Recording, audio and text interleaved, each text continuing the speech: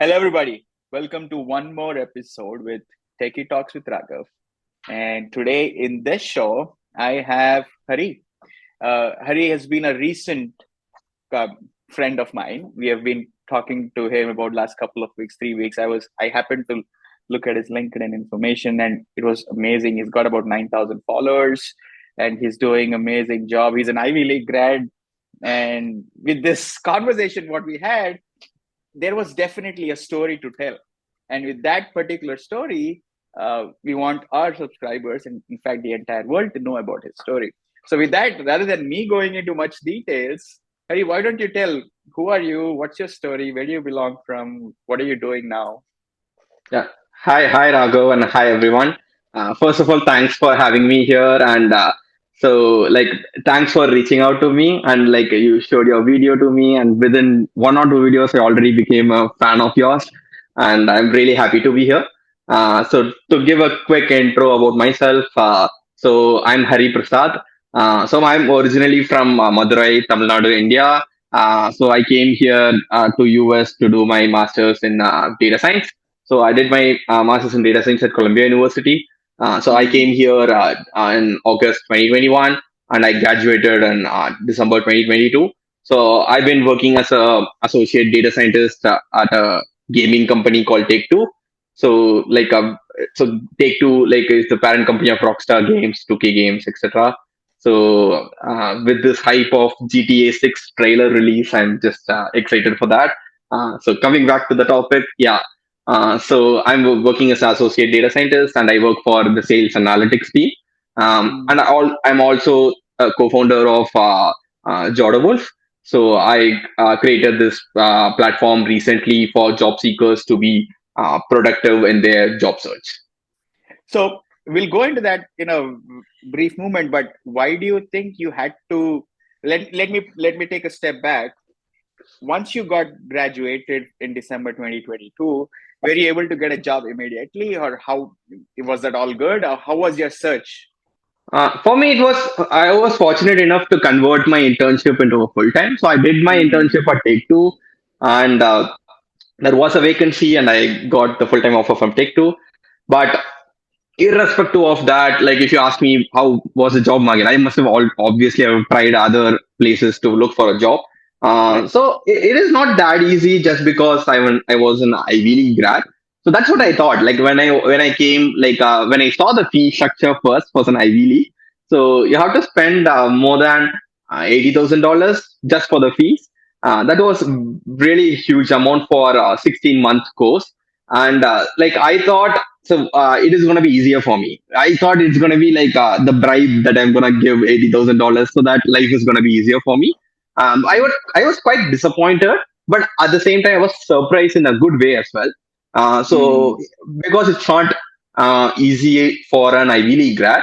So in a way, what is good about that is it might not be good for me, but considering the system is fair for everyone, I Correct. understood because when I was in India, I was from a tier three college. I mean, if I tell my college name, you wouldn't even know where there is or what that is.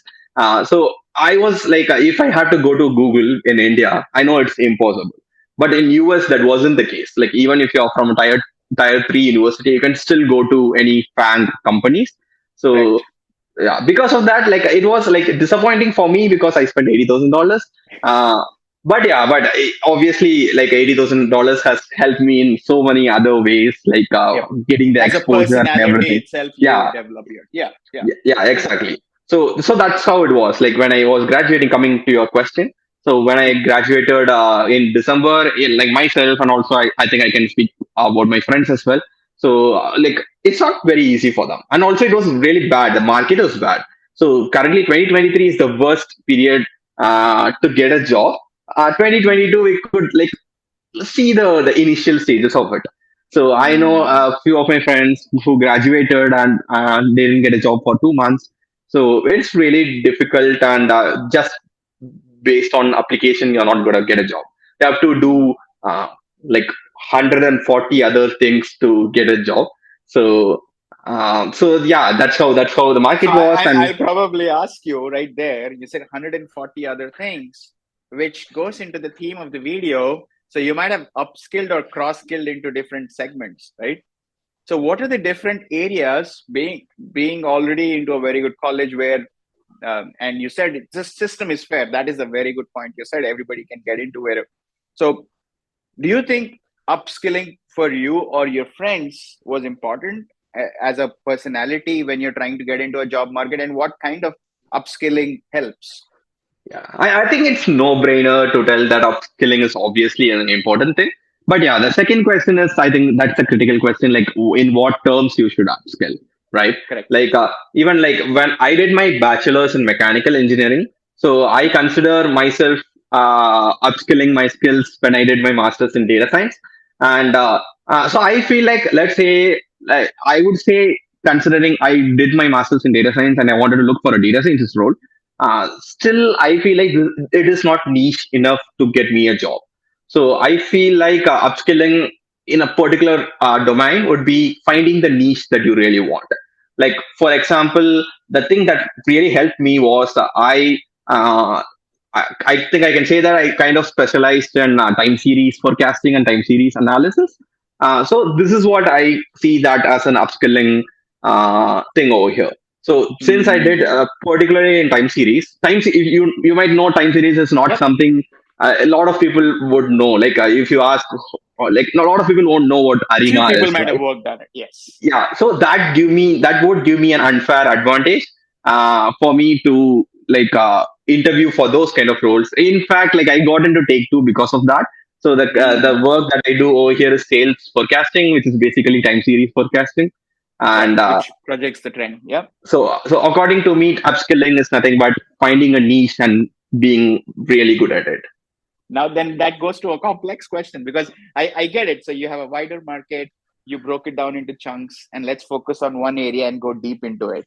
But when you're going deeper into it, uh, before going deeper into it, identifying what should be the deepest one, what should be the focus, where you able to find some resources, or I heard about Jordan Wolf. Will that kind of give some resources? I don't know. I'm just throwing out a question there because I know many people. The reason where this question comes from, I know many people who are a data scientist, right? Who want to get into their jobs or who want to upskill into their jobs. They want to find that niche. You don't have to give the exact answer, but if you whatever on a high level, how can they find their niche? Is Yeah. it like research, whatever it is? Yeah. Basically, it's like a buffet, right? Like if you go to a buffet and if I ask you like what is the best food over here, you can't tell that unless you try everything first. So first you have to take like a spoon of biryani over there. Maybe if there is pizza, if it's like a multi cuisine buffet, you Right. have to take a piece of pizza. You have to try everything first and to Mm-hmm. come to a conclusion. So the resources that I used are two things. First thing is like asking from the experts. Uh, Mm-hmm. so so let's say if I want to learn something like deep learning or NLP or something, I would find someone who's like really good at it already, and I'll just go to them and I'll ask like how should I get started with this, or what do you think of this? Like what is the future behind this? So that is one of the options. And other than that, that's where YouTube is there, right? YouTube is not a commitment. If I'm watching this video, let's say this video goes to like 30 minutes, that's just 30 minutes of my life, and I just can give me it gives me an opportunity to learn something new. So that's what I did. Mm-hmm. Like instead of like trying to take a course on time series, I just saw like 5 to 10 minutes video on time series. I did Okay. it for like every chunks that you spoke about. So if it's Yeah. NLP, I just take 5 to 10 minutes video. So I get an understanding of each topic. Now I know that what is best for me, and what should I like go further and like learn deeply in that particular aspect. I think that's an extremely valuable feedback. I don't know how much the viewers really got it. I think they got it. Rather than studying about NLP, rather than reading an entire book, you you read a summary of book in a small video and then looked at it like, hey, am I the person who is going to be aligned with NLP? If yes, I'll go further pursue it. And I really love the metaphor what you gave with the buffet, right? So there are so many items out there. You have to at least try and test it, but do not waste a lot of time in try and testing it. Put some valuable. So how does Jordan Wolf help in all this. Where did that idea come from? I mean, I know, where did this idea come from? And does, as I told you, there's a lot of data scientists and data engineers whom I know who are looking for jobs. How does Jordan Wolf help this? Yeah. So Jordan is not a platform where you upskill your knowledge, like at Okay. least right now. And maybe if we see the market, like maybe we can pivot over there. But right now, Jordan Wolf is a automation tool to Mhm. help you be productive in your job search. So to give a like a two-line description about it, um, let's say like if you wanna be motivated in your job search, what you would usually do is you'll create an Excel sheet and you'll copy paste information over there. You'll take what are the applications that you are putting over there, and so that you can track what you're doing actually, right? You are being organized in your job search through an Excel sheet. But that is an extra layer of work that you have to do if you have to track it in Excel sheet. So Jordan Wolf has a Chrome extension where let's say you're applying from LinkedIn, you can just click on a single click, you can extract all the information and put it in a dashboard. So you can come back anytime and you can take a look at how many applications you have put and what are the applications that you put. And we have a dashboard to you can set a weekly goal to motivate yourself. And there is an option for creating portfolio where you can create your portfolio in just 5 minutes. You just have to fill a form and you'll have a professional portfolio website ready. And going forward, we are aiming to automate what are the mundane tasks that are involved in a job search. Okay.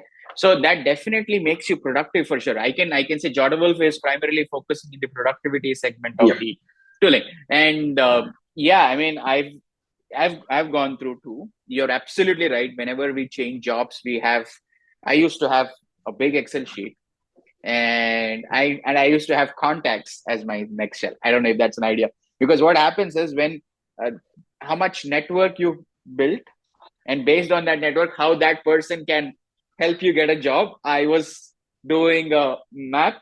network map. If Jordan Mhm. Wolf can give me that also, because hey, these are all your friends. Maybe LinkedIn already does it. So Yeah. I'm just telling Mhm. you. So that's awesome. Now with that goes my another question. So in 2022, you said you slightly started seeing a slowdown in the market. 2023 is there.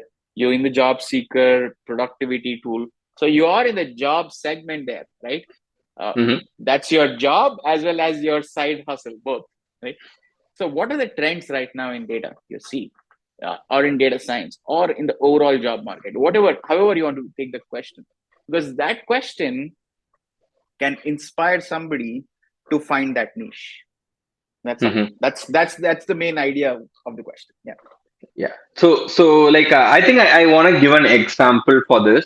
So like obviously like I don't have to answer this. Everyone knows that AI is the next huge thing right now, and that is the trend is going there. But like even I started learning AI, and when I started learning it, like I did exactly the same what I did. I just went through YouTube and I asked from the experts, and I started learning it. So one thing like so the example that I want to give is so I wanted to learn about transformers, which is the base of any Gen AI, LLM, etc. But I didn't know the math behind it. So I think I can tell the YouTuber's name. So you know StatQuest, right? So I went Mm. to his channel. So I wanted to learn Transformers. So Mm. the introduction he gave like a prerequisite that you should learn about attention layer if you want to learn Transformers. So I went to that video and I started learning attention layer. In that video, he said you have to learn LSTM to before understanding this. So Correct. I The went back to Manhattan LSTM. algorithm. Yeah. Yeah. And the prerequisite was you should know RNN to learn this. So I went to Yeah. the RNN video, and he was like, you should learn simple neural network and how back propagation works to learn this. So I went to that, and I kind of knew the basics of it before what happens there. So I kind of stopped there, and I again went to the top to the transformers Mm. ideally. So I would say like I think even experts agree that basics are the first important thing. So, like, Mm. if you want to learn, get into anything, I would say even if it's AI, the basics is still in the classics of like machine learning, just understanding how linear regression works. So, Correct. though linear regression is not what is happening in the end LLM model, but still understanding linear regression is going to help them once they go to the niche. So, I would say like whatever it is, just get strong with the basics.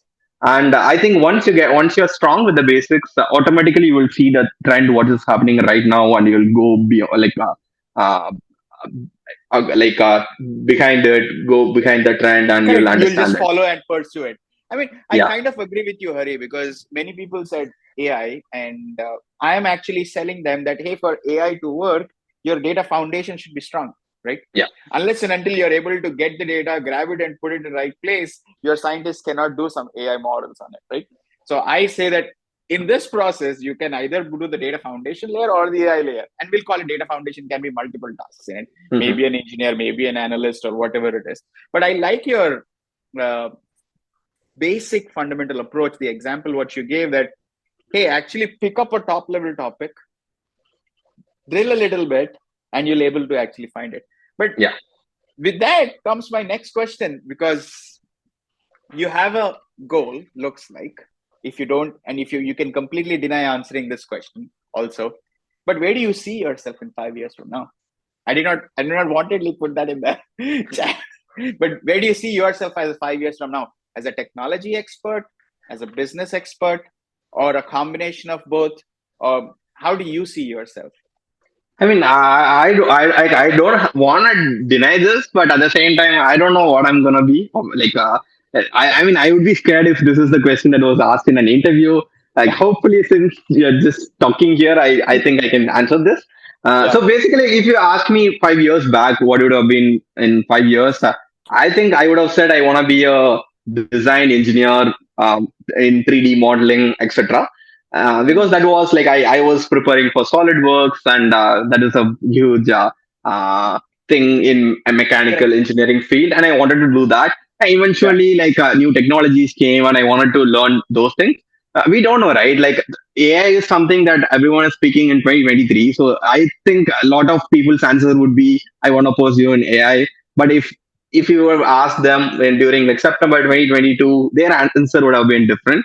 So because of that, Yes. I don't know what I want to tell, but something fascinating or something new which is there, I want to be a part Let of me it. let me ask you this way: you'll be in the technology world, or you think you're outside technology world next five I years? think I should be in technology world. I think I'm too old to get over of it. I think I started my career there, and I think I'll be there.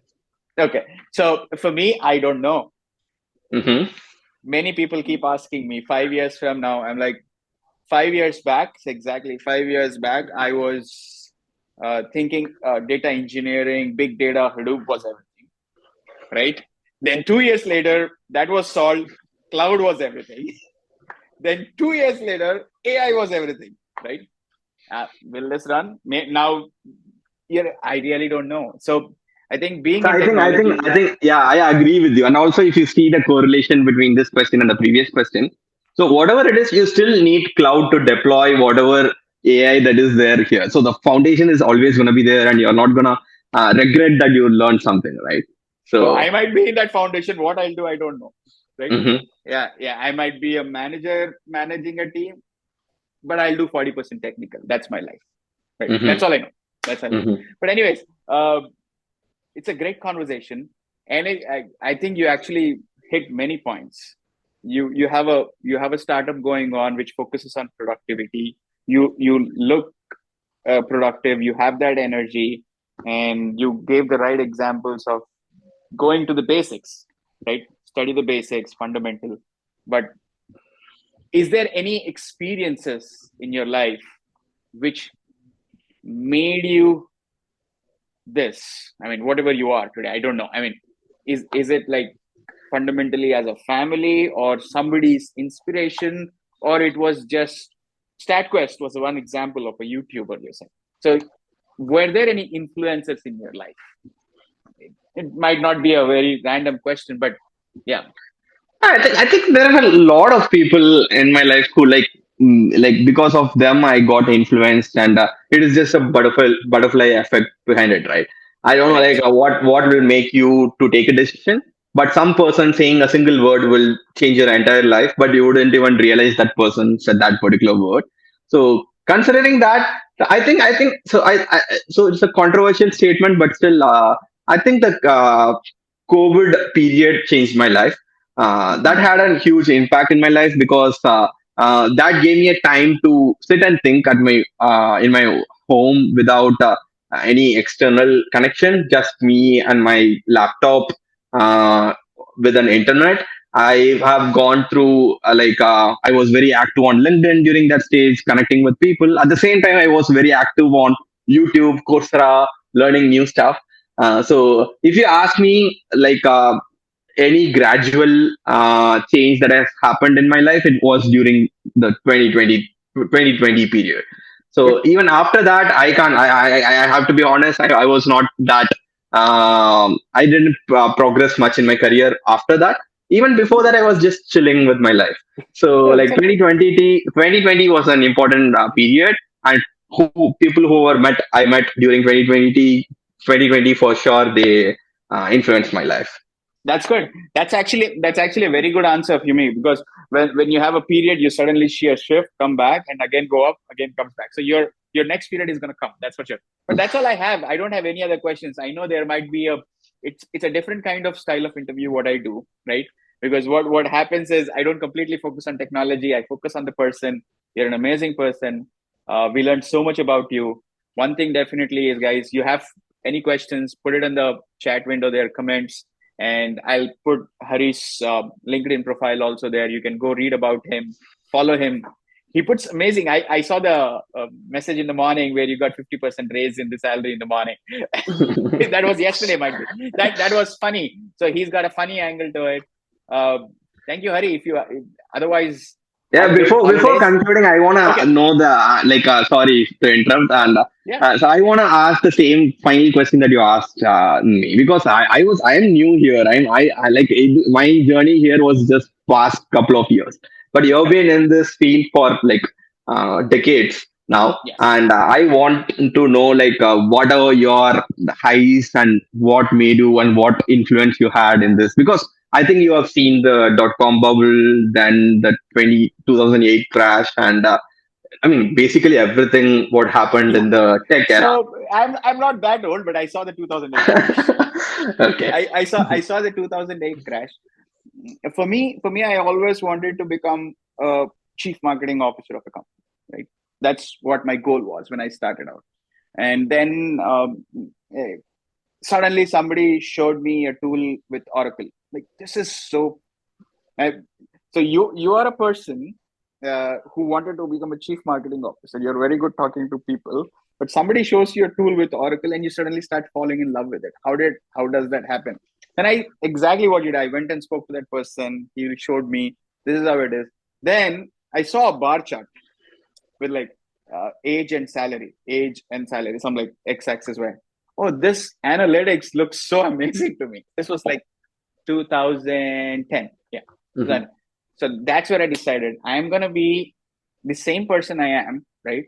With the same communication skills, but I'm going to be in the analytics industry. What I'm going to do, I don't know, right? So that changed.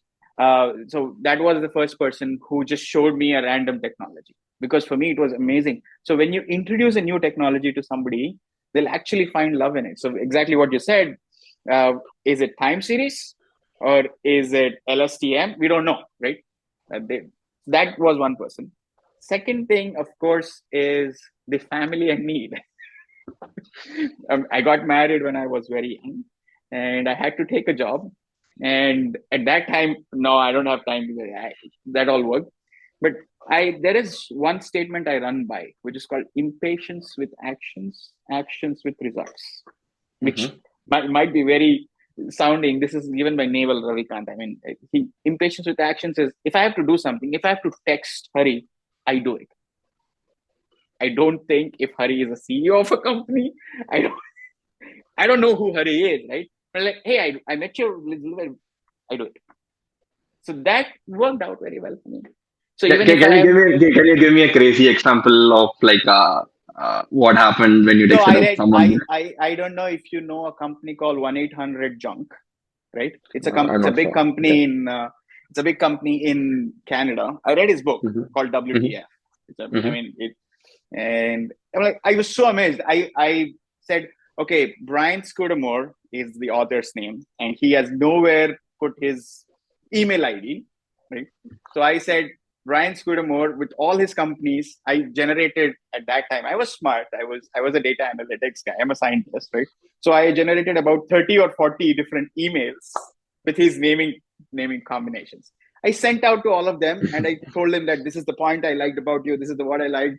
And if I want to come to Canada, I will meet you. Can I get your phone number?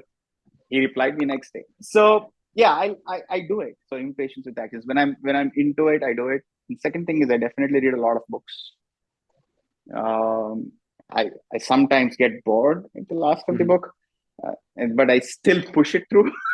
But Mhm. if the book is not very good, but I that books help me. I don't know. I can talk a lot, but this is what helped me.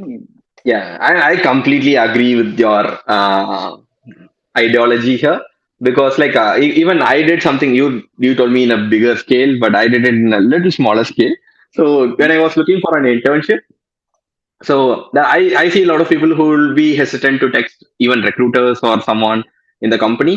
So what I did is, so there is a big bank in US. I texted the CMO of the bank asking for an internship. So I didn't know like why I texted him. Even if you asked me to text today, I would be scared to text someone like that. But somehow I did. I didn't expect that he replied and he asked for my resume and he sent it to the team. And I just had two interviews and I got the internship offer from that company. And yeah, like I couldn't even believe that. Even if I'm jobless today, I'm not sure whether I'm gonna do that again. But still, like miracles could happen if you can like knock the right door at the right time, right? It's basically self-confidence in yourself, right? If something goes down, if the world is ending, I have something which I can feed my family because I'm a family man right now. But you as I don't know if you have a family, if you're as a single person, you can feed yourself. Oh, yeah. Yeah. If I don't become a CEO of a company, it doesn't matter. I am my own CEO kind of fine. So that's it. Mhm. Yeah. Yeah, So that makes sense. that's all it is. But nice talking to you. Yeah, Uh, I'll, absolutely. I'll, I'll, let's see how this goes, your journey in your company, and hope you make progress. And wherever you need help, whenever I can help, let me know. We can definitely connect.